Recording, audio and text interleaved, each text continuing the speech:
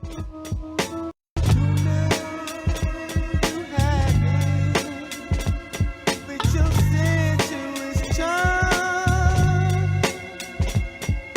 you look so alone as I walk on by. The most hardcore, some of them talk, but lacking in character. How can I relax when it's theft of innocence? The harmless are broken. Oh, what tragedy to meet death with the lost word unspoken. Hide it behind the foundations. Charity constructed house of euthanasia. Architects of house of cards remain hidden behind one noble cause. Extravagant facade masquerading as God. I don't buy it at all. I like the real thing raw. I tell the whole veil off. The lights on or off. I get mine either way. The stellar man in effect. I leave you free and breathless like true psychedelic acceptance. Worldview becomes transcendent. This midnight smoke is so high octane, paralyzing the presence.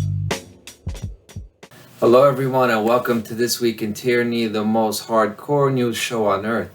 And I am your host Conrad Rogas. We are coming at you today from a different location. I'm here in Exton, Pennsylvania, on the outskirts of Philadelphia. Welcome to episode 46 of This Week in Tyranny. This episode will be a freestyle episode. We'll be taking a break from Israel Hamas. So episode 46 will be stepping outside of that because I'm here. I attended a presentation. I'm here at Exton, Pennsylvania. The presentation called Two Masks, Same Face, The Dark Occult Origins of Nazism and Communism. So this won't be a review of the presentation, but by the way, by Mark Passio. So just getting to see Mark Passio, meeting him, some people here. I'll talk briefly about that, but it's not a presentation or conference review. It's definitely not a hotel review. That will be a whole nother video. But I, of course, will do on This Week in Tyranny every week. There are no breaks here. Just like with the tyranny, there are no breaks. These people don't stop working, so I don't either. So therefore, this episode will be more about the topics that were discussed in the presentation I just saw, and then I'll tie that in with what's going on. But this definitely won't be about Israel and Hamas. I will still do the episode I said I was going to do that talks about the level of organization and coordination within some of the attacks going on, especially from the Hamas side. But then I'll talk about the coordination with Israel and the hidden hand behind them. So, let's dive in. The dark occult origins of Nazism and communism. Many people don't know, wouldn't even know where to start with a line like that. So let me just jump ahead to navigating between my viewers who know what this is, so many of my viewers who are here and I may have just talked with, but also the people that may not know. The Nazis and the communists, they're the same thing. It's the same thing essentially, which is just total control. It's just in a different format. That's the idea of two masks of the same face, and it's the face that matters. So let's make this episode about that. We'll talk about the face of the tyrant. What makes a tyrant? Let's talk about that. Let's talk about the face of the person who becomes a tyrant, who supports the tyrant. The man who doesn't mold, I shouldn't say man, because they're not men, but the people who, not the ones who mold and shape the masks for the people that wear, but it's the face that wants to be covered with a mask. Why do we want to cover ourselves with a mask? So what am I talking about? I'm talking about what is the mindset? What's in a person's heart that makes them vote, that makes them join the military and follow orders? What is it inside a person's mindset that will make them hate a person that has two arms, two legs, just like them, has a family just like them, but because they're a different color or they're from a different country, they'll kill them and they'll take what they have? What makes them do that? And I was hearing Mark lay out the satanic, the occult roots of all these ideologies, and I saw picture after picture after picture of these people, von List, Hitler, Himmler, Goebbels, Mengele, right? All of the different Nazi, all the philosophers that were actually influenced the predecessors They were the predecessors of the Nazi Party, the Thule Society, all this. Right? I'm not going to redo the presentation. And I saw the communist influencers, right? Engels, Marx, Lenin, Stalin, all these people, Mao Zedong, right? All your communist figures, and these people, you could just see it in their face. They're broken. They're not men. What is it within them that makes them act like that? And that's not, now we're getting at the core of the issue. We could always blame, the hidden hand, the rich people, whatever you call them. You could blame the people controlling the world, or you could blame anybody for the world's problems. Well, let's look at our face. Let's look ourselves in the mirror. There's a mirror in this hotel room, and you lay down in front of the mirror, and you might realize, I don't really like the mirror, because it forces you to look at yourself, and we forget what we look like, and we see the reflection in the mirror, and it forces us to look at the truth. That's how we look like to other people. So now, what does that have to do with the mindset? Well, we should be looking in the mirror of truth, the mirror of self-reflection, and notice the mindsets that we have. So these people I talked about, the racists, the collectivists, the people that will vote and they want government to take other people's property. They want societal things to get done for them. They're scared. They're afraid to express themselves, right? So they want some kind of social order and an easy answer to all the chaos in the world. So they go choose somebody. They hand over their power to have somebody else do it for them. Who hands over power to have somebody else do it for them? A child. And we have people stuck in the child stage because we have childhood trauma. And that goes back to the mirror. That's why we don't like the mirror. We have to analyze our mentality, our philosophies, our ideologies, if we adhere to those, and say, who am I? Look yourself in the mirror, and this is all these people, all these Nazis and communists, and the people who followed the Nazis and communists. What did they buy? They bought the fear. They bought the anxiety of the problems of the world, and then they had a savior, and they said, okay, we'll let him handle it for us. It's being timid. It's being doubtful, self-doubt, low self-worth, low self-esteem. The reason I talk about these things like that is because I know those things. We're talking about the real deep shit here. We're talking about the personal journey, We're talking about shadow work. We're talking about looking in the mirror. People didn't do this. People don't do this because it's a painful thing to do. It forces you to redo, to peel off the band-aids, to peel off the scabs and the wounds, open them up and make them heal properly. People don't want to do that, and that's how they got these people to follow all these regimes, the Nazis, the communists. Now, why is it relevant now? People think Nazism and communism is a thing of the past. Genocides are a thing of the past. It's ridiculous. We live in a concentration camp. I use the Nazi, I take it back to Nazism and communism. Just look at my intro. I come at it from that perspective because why? My name is Konrad Rogusz. I was born Konrad Rogusz. I'm Polish, and in my family, I had people killed by the Nazis, people uprising, people in my family that marched to fight the Nazis, right? People in my family who, even before the Bolsheviks, had to go to make the journey to meet the Tsar because he was a political opponent and he was sent to Siberia. Members of my family working in the resistance during the Nazi occupation. Then members of my family that had to live under the communists. I come from a line of fighters, of rebels, right? So that's why I came here to Pennsylvania. That's why I drove here, right? To Exton, Pennsylvania, to see this presentation because it's all this Nazism and communism over and over again. And when I was a kid, or when I was younger, I used to think I was born in the wrong era. I wish I was born when the Nazis were around, so I could fight back. So I could be the one standing up to them.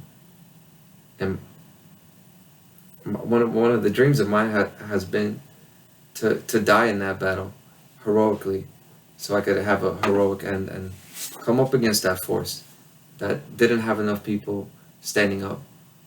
Even us Polish people under the occupation, we should have never allowed the concentration camps. Everybody that was in the concentration camps, they should have fought and bit with teeth until death, until it was just skin and bones left.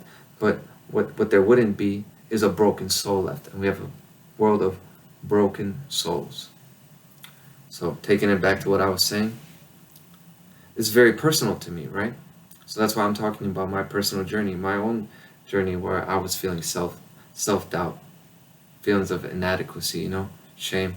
This is shit you deal with continually. But I'll tell you what, I did transform myself into a warrior. That's why I do these episodes every week. I'm not going to sit by quietly and watch the world go into a concentration camp, because it's been a concentration camp. Look at the stuff they're injecting the kids with. Yes, that stuff is poisonous. Look at the stuff they're spraying in the air. Yes, that is poison. They're feeding you shit through the TV, the frequencies. Yes, they are poisonous. You're living in a toxic world, and the programming that they're hitting you with, trying to make you be full of self-doubt and feelings of inadequacy. They're robbing you of your future, the continuation of your lineage. They're trying to separate you from the woman. They're trying to separate you, woman, from the man. They're trying to separate you, the parents, from your kids. Right? This is a war, and this is a concentration camp. It's just a little bit bigger, and it's, what is it? Covert. It's occult. It's hidden, like this. I'm still here, right? I was just hidden the whole time. That's why you see fucking Marx and Stalin doing the hidden hand salute. The occult origins of them all. But yes, all those central planners, the Tavistock Institute, the think tanks, the Satanists, yes, they influence these people. Yes, these people, these tyrants, they influence the people to go commit war atrocities, to go make the concentration camps, to go take people to gulags, to go send people to Siberia, to do mass executions in the street, to pull people's fingernails out and take them to the Soviet police stations. Yeah, they did all that. But where's the real enemy? Is that the real enemy? No. The real enemy is here and here. The real enemy is the thing within you that makes you hate yourself, or at least that makes you not want to express yourself, to not want to communicate. People are afraid to communicate. I met a lot of people downstairs that were here for the presentation. Watch yourself around people. Watch. If you watch yourself around people, you'll see. You have fear too. I don't care who you are. You got feelings of fear. You got fears. You got feelings of inadequacy all the time. We all do. Why? Because this is... Some of it is part of like a natural process, right? Natural, like traumas will happen. We learn from traumas. But now I'm talking about a systematic crushing of the human spirit and soul. That's what the fuck's going on in the world.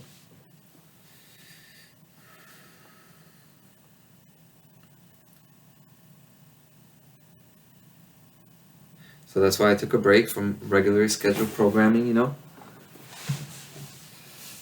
just to talk about, talk about what's real in a different sense, right? I talk about the news. I try to spice it up. I try to not make it so bland and boring all the time. So, so I'm going to end it right here. I hope you enjoyed this week of tyranny. Really, I didn't want to half-ass it, and I also won't delay it. And I think in these 12 or 13 minutes, however long it is, I think I could speak more than 10 of my episodes. Because it's one thing to know about everything that's going on in the world, but if you don't have the will within yourself to do something about it, if you don't respect and love yourself enough to change it, if you don't respect yourself enough to wake up every day and try to be better, whether you do it for yourself or you do it for others, whether you do it for God, whether you do it for self-improvement, you got to stand up to these people, because these people are a bunch of... Who am I talking about? I'm talking about the people who tell others, who create these plans to make people hate themselves, to to make people afraid, to make people timid, to make people not respect themselves enough, to look at government, to look at government control, to look at religion, to look at religion, to look at all these, what, scientific experts? All these people that are telling you that you have to give up your property to somebody else. Because that's what they want. They want to get rid of property. They want to just get rid of everybody's private property. No. No. I'm self-ownership. I'm a self-owning being. I'm self-determined. I'm not incomplete. And that's why we got to look ourselves in the mirror. Because when you look yourself in the mirror, you'll see parts of you that are incomplete. And you got to ask yourself, why? What's wrong with me? And then let it go. Give yourself that space. We'll fill that vacuum. That, let's not lie about it. It'll be an open wound. It'll be painful as shit. But what will grow out of that? Your self-direction, your self-determination will fill that void. And we got to go back to our childhood. We got to go back to the traumas and fix them, to relive them if you got to. Go through them again. Let it go. Look at yourself truly. Ask yourself, why am I not just expressing myself? Why am I not just being honest with myself? Why am I not just being honest all the time? What am I afraid of? Isn't it better to face a painful consequence than to lie to yourself? Isn't it better to die one death than die 1,000? 1,000 little defeats, falling on your knees because you lie to yourself or you lie to other people and you feel bad about it for lying. For what? Why do we do that? We got to go back to the childhood, because the childhood is where the important stuff happens. Why? Because creation has a childlike element to it, right? This is what is called what I call the childlike creator. That's why Mark Passio was just talking about this downstairs. When you take a hit of DMT and you see the elves, oh yeah, this shit is real, guys. For my older viewers and people who haven't experienced it, I haven't experienced DMT either, but I've experienced some. I've used LSD and psychedelics, and this is, if you try it, you'll see. You'll see the veil pulled back, and then you figure out there actually is a deeper world. A deeper world to all this, not just material, not just survival of the fittest, whatever people think. Oh, you just follow your impulses and try to do the best you can until you die, and then it has no meaning at all. That's not the case. So that's why when you take a hit of DMT and you see the elves, they're like little elves, and they're creating things, they're building things, and they're excited to see you. They watch you. Now, this is not a mass hallucination, because anybody takes this and people from all over the world are seeing the same things. And it's not some kind of socially imposed or mass imposed image that people associate and then they see it when they do DMT. No.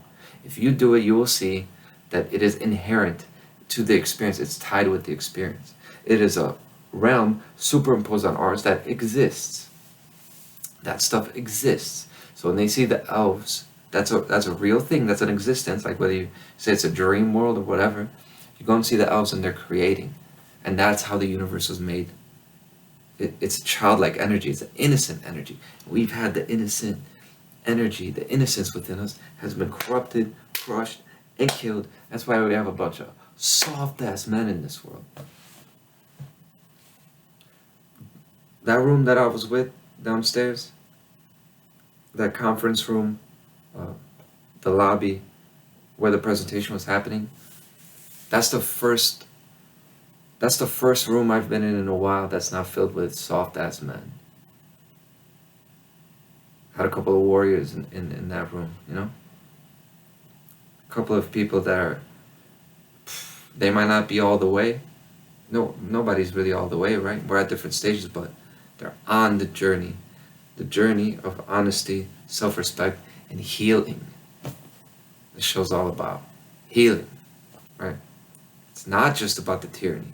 I talk about the tyranny because I don't want to let other people hijack current events and then feed people bullshit with that. No, you can know current events. You can know what's going on. It's all about being present in the moment. So that brings an interesting thought. Yeah, I do all this talk about healing and going back to childhood. But it's all about being in the present moment as well. Don't dwell on the past. You don't dwell on the past pain. You go back to it to fix it so that you can be present in the present moment. And the present moment is where freedom is. And the past and future is where slavery is. Slavery is in the future, thinking about what you have to do tomorrow. I got to drive 10 hours tomorrow. Then I got to be at work. I got to upload the show. That's already control. That's already self-control. And if I don't fulfill those obligations, I'm going to have feelings of inadequacy. I'm going to fail my obligations as a podcast host, somebody who's done 45 consecutive episodes, 46 now. So the potential of failure in the future, and also going back to the past, I could dwell on the last thing I did that was not expressive and not fully self-actualized. I could dwell in that, and I would be also enslaving myself to my past mistakes. So it's all about being in the now. And I'll leave it there. And that was This Week in Tyranny, and I'll see you next week back at my home studio for This Week in Tyranny.